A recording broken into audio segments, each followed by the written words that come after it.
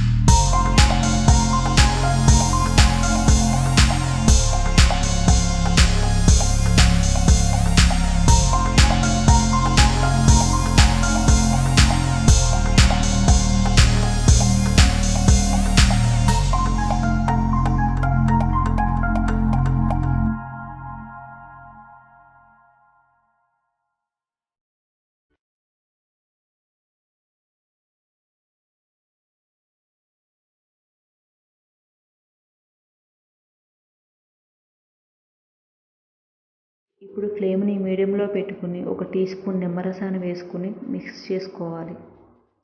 అవసరానికి తగ్గట్టు ఫ్లేమ్ని పెంచుకుంటూ తగ్గించుకుంటూ చేసుకోవాలి.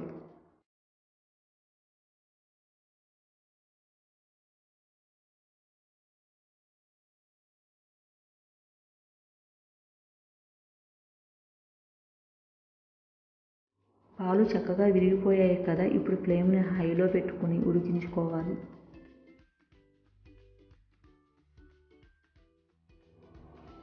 అడుగు మాడిపోకుండా కలుపుకుంటూ ఉండాలి.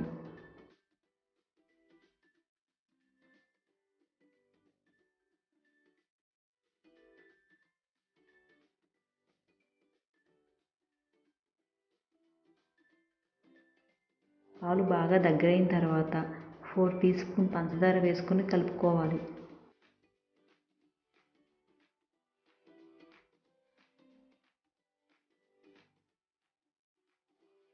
పంచదార టేస్ట్ చూసుకుని సరిపోకపోతే యాడ్ చేసుకోవాలి. ఫ్లేమ్ని హైలో పెట్టుకుని కలుపుతూ ఉండాలి. 2 టీ స్పూన్ నెయ్యి వేస్తే కలాకండ్ చాలా టేస్టీగా ఉంటుంది. మీకు కావాలంటే వేసుకోవచ్చు, లేకపోతే అవాయిడ్ చేసుకోవచ్చు.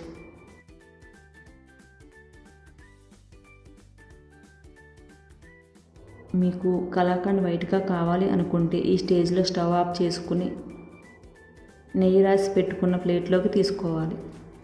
లేదంటే ఫ్లేమ్ని హైలో పెట్టుకుని మంచి కలర్ వచ్చే వరకు ఫ్రై చేసుకోవాలి. కలాకండ్ రెడీ అయిపోయింది. వెంటనే స్టవ్ ఆఫ్ చేసుకుని నెయ్యి రాసి పెట్టుకున్న ప్లేట్లోకి వేసుకోవాలి. స్పూన్తో ప్రెస్ చేసుకుంటూ గ్యాప్ లేకుండా స్ప్రెడ్ చేసుకోవాలి. గార్నిష్ కోసం నేతిలో వేయించుకున్న జీడిపప్పు యాడ్ చేసుకోవాలి.